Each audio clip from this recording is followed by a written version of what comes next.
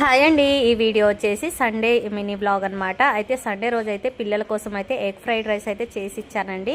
ఇంకా Saturday night అయితే ఆలుగడ్డ వంకాయ ఉండే, సో దాంతో అయితే నేను తినేసి ఇంకా షాప్కి అయితే వెళ్ళిపోయానండి.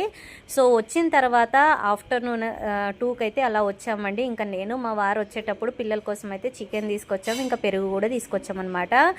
ఇంకా టమాటా రసం చేద్దామని చెప్పేసి ఫస్ట్ అయితే టమాటాలు కట్ చేసేసి కొంచెం చింతపండు వేసేసి నీళ్లు వేసేసి స్టవ్ పైన అయితే పెట్టేశానండి రసం కోసము.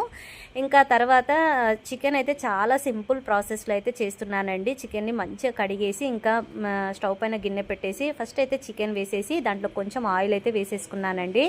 సో మూత పెట్టేసిన తర్వాత ఒక 10 నిమిషాలు హై ఫ్లేమ్లో పెట్టేసుకోవాలండి. సో చికెన్లో ఉన్న వాటర్ మొత్తం బయటకు వచ్చేస్తుంది అనమాట.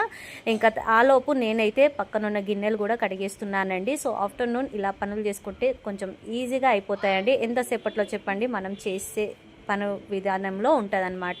సో తొందరగా చేసుకోవాలి అంటే తొందరగానే అయిపోతాయి అన్నమాట. సో ఒక సైడ్ అయితే రసం కోసం పెట్టేశాను, ఇంకో సైడ్ అయితే చికెన్ ఫ్రై కోసం పెట్టేశాను. తర్వాత గిన్నెలు అయితే కడిగేశాను. ఇంకా మా వాళ్ళందరూ అయితే టీవీ చూస్తున్నారండి. ఆలోపు నేనైతే వంటలు కంప్లీట్ చేసేసుకుంటున్నాను. సో చికెన్లో నుంచి వాటర్ అయితే బయటికి వచ్చేసిందండి. ఇంకా తర్వాత అల్లం వెల్లుల్లి పేస్టు, పసుపు, అలానే టేస్ట్కి తగినంత సాల్ట్ వేసేసి మళ్ళీ ఒకసారి కలిపేసి మూత పెట్టేసి ఇంకో 10 నిమిషాలు అయితే మీడియం ఫ్లేమ్లో అయితే పెట్టుకున్నానండి. ఆ తర్వాత చికెన్ అయితే ఆల్మోస్ట్ దగ్గరకు వచ్చేసింది. సో ఉడికిపోయింది కాబట్టి ఇంకో 5 నిమిషాల తర్వాత మూత తీసేసి కారము, ధనియాల పౌడరు, కొబ్బరి పౌడర్ అయితే వేసేసి ఒక 2 నిమిషాలు అయితే అలా పెట్టేసుకున్న తర్వాత ఇంకా దించేసుకోవడమేనండి. సో తర్వాత ఇటు సైడ్ అయితే టమాటాలు కూడా ఉడికిపోయాయండి. సో వేడి వాటర్ అయితే తీసేసి మళ్ళీ నార్మల్ వాటర్ వేసేసి టమాటాలు పిసికేసి ఇంకా వాటర్ అయితే తీసుకున్నానండి. సో దాంట్లో అయితే టేస్ట్కి తగినంత ఉప్పు, కారం, ధనియాల పౌడర్ అయితే వేసుకున్నానండి.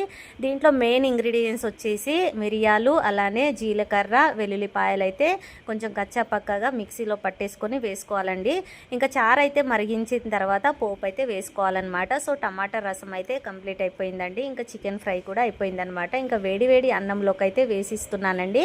ఇంకా అందరం అయితే అలా టీవీ చూస్తూ తినేసామన్నమాట. సో పక్కనైతే గిన్నెలు కడిగేసాను, పనులన్నీ కంప్లీట్ అయిపోయాయి. తినేసిన తర్వాత ఇంకొంచెం సేపు రెస్ట్ తీసుకొని తర్వాత 4కి అయితే నేను షాప్కి అయితే వెళ్ళిపోయా.